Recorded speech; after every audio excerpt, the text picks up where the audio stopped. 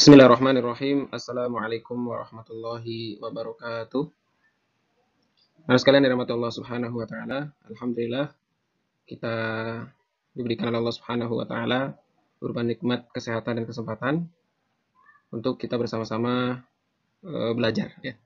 Adapun untuk pembelajaran kali ini kita akan belajar mata pelajaran IPA untuk SMP kelas 7 ya. Itu pembelajaran jarak jauh SMP Islam Hasni. Jadi anak sekalian untuk bab 1 materi pembelajaran mata pelajaran IPA yaitu sains dan kerja ilmiah. Kita bisa lihat bersama di sini ada peta konsep untuk bab pertama tentang sains dan kerja ilmiah. Kita akan bagi menjadi 3 pertemuan. Yang pertama yaitu sains dan pengamatannya, kemudian kedua alat-alat dalam percobaan sains, yang ketiga keselamatan kerja dalam pengamatan sains. Ya. Yang ini kita akan bahas tentang sains dan pengamatannya. Jadi inti materi di pertemuan kali ini adalah tentang sains dan pengamatannya. Tentunya pembelajaran ini mempunyai tujuan, yaitu yang pertama menjelaskan tentang sains dan gejala pengamatan sains. Yang kedua menjelaskan langkah-langkah metode ilmiah, yang nanti indikatornya setiap peserta didik ya itu dapat menjelaskan tentang sains dan gejala pengamatan sains. Dan yang kedua siswa atau peserta didik itu mampu menjelaskan langkah-langkah metode ilmiah. Yang pertama yaitu sains. Apa sih itu sains? Kata sains atau ilmu pengetahuan berasal dari bahasa Latin, yaitu scientia, yang berarti memiliki pengetahuan atau mengetahui. Ilmu adalah kumpulan pengetahuan yang disusun secara konsisten dan telah teruji kebenarannya dengan menggunakan kerja ilmiah. Jadi harus dibuktikan melalui apa? Kerja ilmiah. Sehingga bisa dikatakan ilmu. Pengetahuan adalah segala sesuatu yang diketahui dan diperoleh berdasarkan kemampuan kita dalam merasakan ataupun berpikir. Ya, jadi berdasarkan pemikiran kita, ya, rasa kita, itu adalah pengetahuan. Nah, dari sini kita bisa ambil kesimpulan bahwa ilmu pengetahuan atau sains itu sendiri adalah fakta yang diperoleh berdasarkan penelitian secara cermat dan sistematis. Ya, jadi fakta yang diperoleh berdasarkan penelitian, bukan karena kata orang atau kata si anu, si fulan dan lain sebagainya. Ya. Dan penelitian itu dilakukan secara cermat, ya teliti, ya tidak asal-asalan dan sistematis. Ya rentetannya itu secara sistematis bisa dipertanggungjawabkan. Dan sains memiliki beberapa ciri, antara lain yang pertama adalah objektif, ya. Jadi penilaiannya itu harus objektif, bukan subjektif. Jadi objektif itu adalah sesuatu yang dinilai berdasarkan hasil pengamatan kita, ya bukan karena pesanan seseorang, ya bukan karena rasa kita yang oh sayang nih. Jadi kalau seperti itu bisa dikatakan subjektif, bukan objektif, bukan berdasarkan data. Itu yang pertama. Kedua, sesuai logika atau masuk akal. Ketiga, dinamis atau dapat berkembang. Ya, sesuai dengan di lapangan. Ya, jadi tidak kaku. Keempat, objeknya berupa benda-benda nyata. Ya, benda-benda nyata itu kita bisa lihat dengan panca indera kita. Ya, bukan sesuatu yang halusinasi. Ya. Kemudian yang kelima, menggunakan langkah-langkah sistematis yang tadi ya, teratur dan berurutan sesuai aturan yang baku. Nah, ini ciri-ciri sains. Kemudian dalam hal ini, sains dapat dikategorikan menjadi 3, yaitu sebagai berikut. Ya, yang kita ketahui, yang pertama adalah sains fisika, yaitu sains tentang zat dan energi. Kedua, sains biologi, yaitu sains mengenai makhluk hidup. Yang ketiga, yaitu kimia, yaitu sains tentang susunan, sifat, dan reaksi suatu unsur atau zat. Ya, mungkin nanti kalian ketika masuk ke jenjang SMA, itu pengelompokan mata pelajaran ini, IPA khususnya, itu akan dijadikan 3 mata pelajaran. Jadi fisika sendiri, biologi sendiri, kimia sendiri. Ya, tentunya sesuai dengan muatan yang akan dipelajari di dalamnya. Nah, adapun untuk SMP, masih kita umum mata pelajaran IPA yang di dalamnya ada fisika, biologi, dan kimia. Makanya nanti dalam pembelajaran IPA bukan hanya tentang fisika saja, atau hanya tentang biologi saja, atau kimia saja, tapi 3-3-nya itu sudah ada di dalamnya. Orang yang ahli dalam ilmu pengetahuan khususnya ilmu pengetahuan alam disebut saintis, ya. Kalau ilmunya itu sendiri adalah sains, ya, kemudian orang yang ahli dalam ilmu tersebut, ilmu pengetahuan tersebut, itu dikatakan saintis. Ya, ini beberapa tabel tentang saintis dan hasil penemuannya. Jadi orang yang menemukannya dan hasil temuannya. Kita bisa baca itu di bawah, ya. Itu ada penemu golongan darah pada manusia, ya, penemu hukum hereditas, ya. Ada penemu vaksin, ya. Di sini juga ada Albert Einstein, ya, penemu efek fotolistrik, ya, dan sebagainya. Ini salah satu contoh-contoh ilmu, contoh-contoh saintis, ya, orang yang ahli dalam ilmu tersebut. Kemudian anak-anak sekalian, perlu kita ketahui, ya, tentang kegiatan pengamatan dapat dilakukan dengan menggunakan alat-alat indera maupun alat ukur. Jadi semua pengamatan yang akan kita lakukan, ya, untuk bisa dikatakan orang yang ahli dalam ilmu pengetahuan, dalam hal ini adalah kita bisa dikatakan saintis. Kegiatan pengamatan itu ada dua, ya. Yang pertama dengan alat-alat indera, ya. Kemudian yang kedua alat ukur. Alat indera yaitu melihat, mendengar, mencium, meraba, dan merasa. Ini merupakan suatu bentuk pengamatan, ya. Dan jika hanya menggunakan indera saja pengamatan tersebut, maka pengamatan ini disebut dengan pengamatan kualitatif.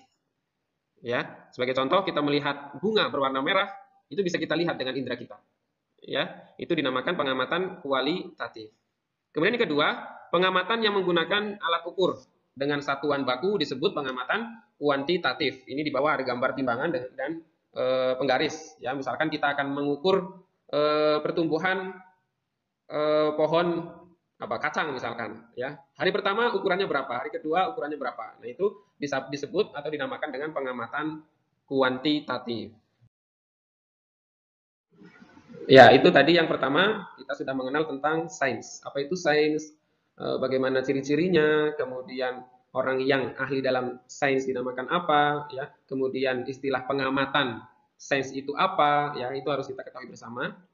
Kemudian kita yang kedua adalah setelah mengetahui hal-hal tersebut tadi di poin yang pertama, kemudian yang kedua, metode pengamatan gejala sains. Ya, bagaimana cara saintis bekerja atau orang yang ahli dalam ilmu pengetahuan itu bekerja? Biasanya para saintis bekerja dengan melakukan kerja ilmiah, yaitu dengan menggunakan metode ilmiah dan disertai dengan sikap ilmiah. Nah, metode ilmiah merupakan metode atau cara untuk memecahkan masalah yang dihadapi melalui tahapan-tahapan tertentu. Ya, pemecahan masalah itu akan dilalui menggunakan tahapan-tahapan tertentu. Ya, apa tahapan-tahapannya? Adapun tahap-tahap metode ilmiah adalah yang pertama atau yang A, itu merumuskan masalah. Setelah merumuskan masalah, mengumpulkan keterangan atau data. Yang ketiga, menyusun dugaan atau hipotesis. Yang keempat, melakukan percobaan untuk menguji dari dugaan itu sendiri, ya. Kemudian yang E, membuat kesimpulan, ya, hasil dari percobaan yang tadi, kemudian baru menguji kesimpulan dengan percobaan ulang, ya. Kita akan bahas satu persatu di slide berikutnya.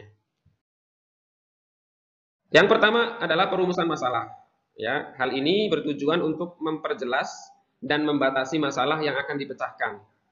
Perumusan masalah dilakukan dengan mengajukan pertanyaan yang berkaitan dengan masalah, ya.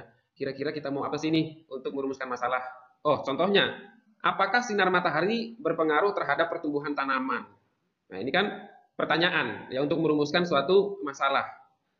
Jadi masalah muncul dari apa? Dari pertanyaan.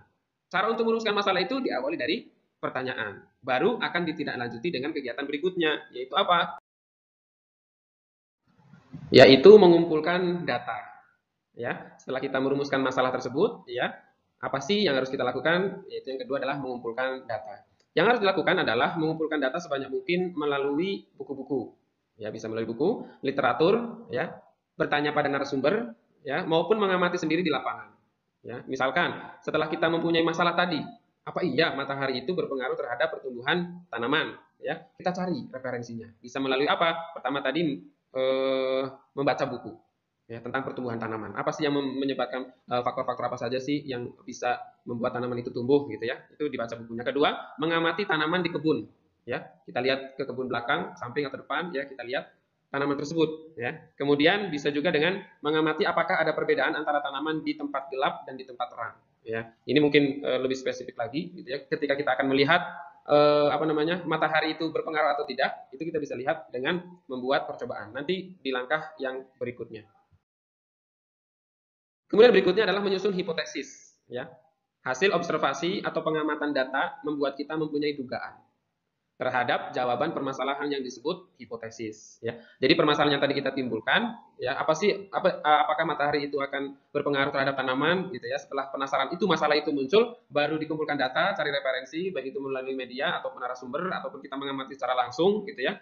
Kemudian setelah itu baru kita menduga, oh kayaknya sih, gitu ya. Setelah melihat ini, setelah melihat tanaman yang di depan kita, setelah membaca buku, setelah nanya ke narasumber, kayaknya sih berpengaruh, gitu ya.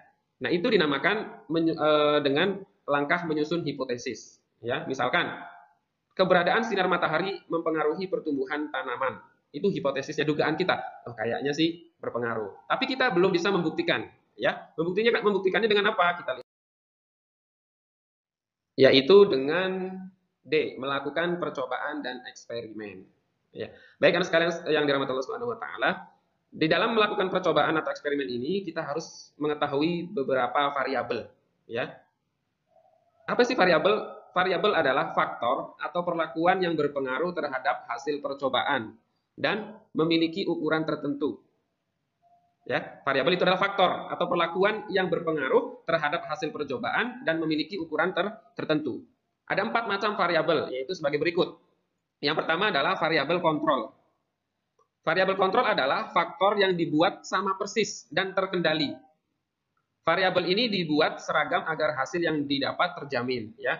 Variabel kontrol yang pertama nih. Secara simpelnya kita buat 2 percobaan yang sama. Misalkan embernya ukurannya 1 liter, ya dua-duanya harus 1 liter.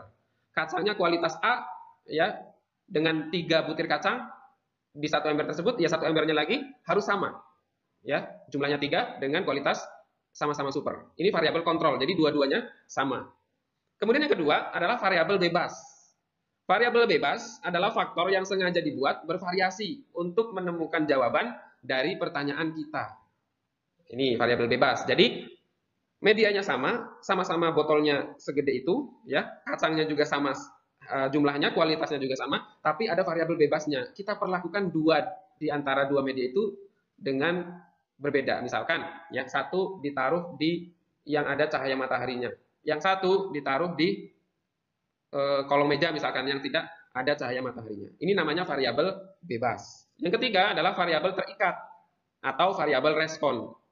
Variabel terikat atau variabel respon adalah faktor yang merupakan hasil dari variabel kontrol dan bebas. Jadi, variabel terikat atau respon ini adalah hasil dari variabel kontrol dan bebas. Ketika 2 media yang sama, ya, variabel kontrol, kemudian diletakkan di tempat yang berbeda atau variabel bebas, satu diterang, satu digelap, hasilnya akan kelihatan tuh, yang diterang bagaimana, yang digelap bagaimana. Nah, itu yang dinamakan variabel terikat atau variabel respon. Misalkan yang terang itu lebih cepat tumbuhnya, yang gelap lebih lambat tumbuhnya. Nah, ini namanya variabel terikat atau variabel respon. Kemudian yang keempat, yaitu variabel pengganggu. Variabel pengganggu adalah faktor yang menyebabkan respon yang didapatkan berbeda dari harapan. Oh, ternyata ketika disimpan di atas sinar matahari itu nggak ada belalang misalkan. Kemudian yang ditaruh di bawah meja yang tidak terlihat matahari itu ternyata ada belalangnya, atau sebaliknya, yang ada matahari itu ada belalangnya, yang ditaruh di kolong meja itu tidak ada belalangnya. Nah, ini namanya variabel pengganggu, ya. Nah, untuk lebih jelasnya, mari kita lakukan suatu eksperimen sederhana. Ya, sebelumnya kita telah memiliki hipotesis bahwa keberadaan sinar matahari mempengaruhi pertumbuhan tanaman. Apa tadi hipotesis coba? Hipotesis adalah dugaan, ya. Dugaan kita, ya, bahwa keberadaan sinar matahari mempengaruhi pertumbuhan tanaman. Sehingga coba kita susun variabel-variabelnya. Yang pertama variabel apa nih? Kontrol. Ya, kita letakkan 3 wadah yang sama dengan air yang sama, ya. Kemudian kacang yang kualitasnya sama dan jumlahnya sama. Ini namanya variabel kontrol. Ya, semuanya sama, tiga-tiganya, tidak ada pembedaan. Ya. Nah, ini yang kedua, variabel bebas. Tadi perlakuannya berbeda-beda antara 3 ember tadi. Ya, kita bisa lihat di gambar di sini, ada yang di tempat gelap, tempat remang-remang, ya, ini 3, ada tempat terang yang langsung kelihatan matahari, ada yang remang-remang, yang ngumpet, ada yang gelap sama sekali tidak ada cahaya matahari. Nah, ini dinamakan variabel bebas.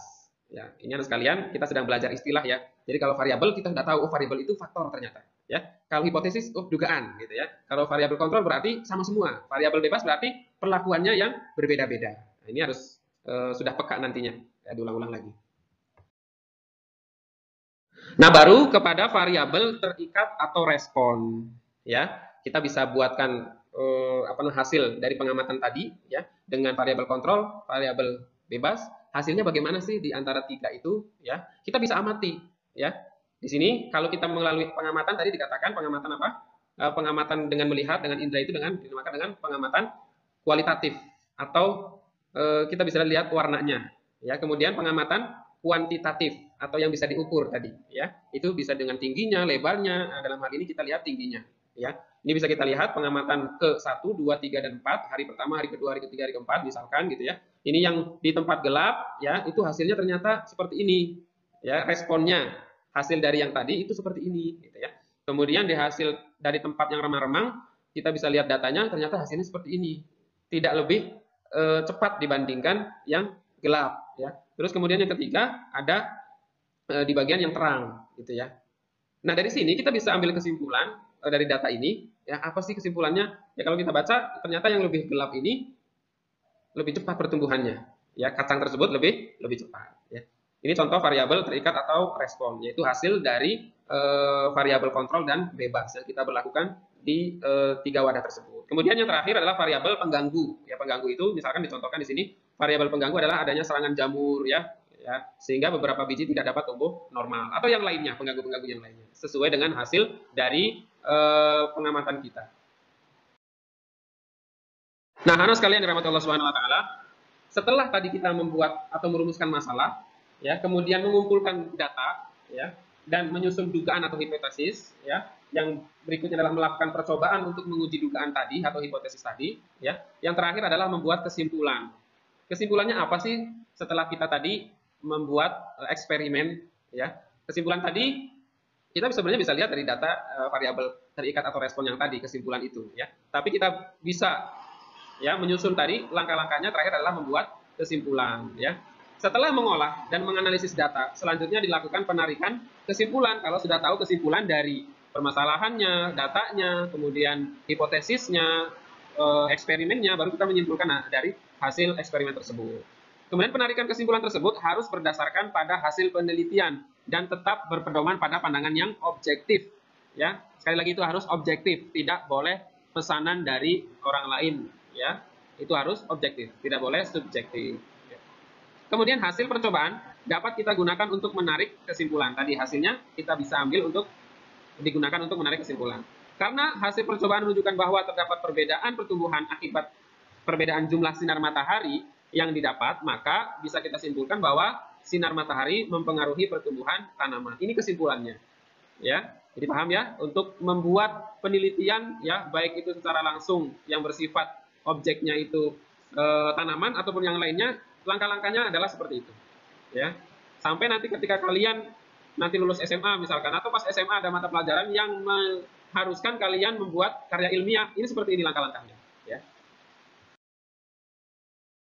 Alhamdulillah selesai ya, tadi yang kita bahas dari awal, dari poin pertama tentang sains, kemudian kedua adalah tentang metode pengamatan gejala sains ya. Alhamdulillah kita selesai. Akhirnya kita, atau aku paham, di sini kita lihat di sebelah kanan, aku paham langkah-langkah metode ilmiah. Ya, pertama merumuskan masalah, kemudian mengumpulkan data, menyusun hipotesis, percobaan, ya. Setelah percobaan, hasilnya benar nggak sih? Apakah salah atau benar? Berdasarkan hipotesis kita. Misalkan hipotesisnya berpengaruh, ternyata nggak berpengaruh, berarti hasilnya salah. Kalau memang berpengaruh, berarti hasilnya benar.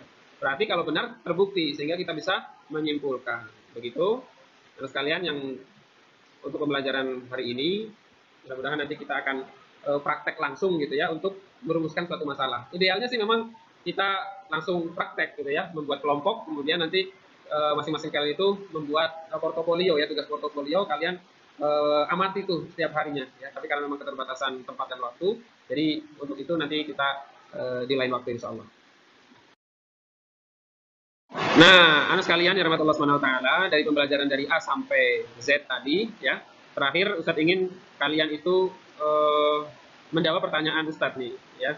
Jadi jangan sampai pembelajaran ini sudah selesai tapi nggak ada yang didapatkan ya. Jadi mohon pertanyaan-pertanyaan ini dijawab walaupun memang ada dua nih ya.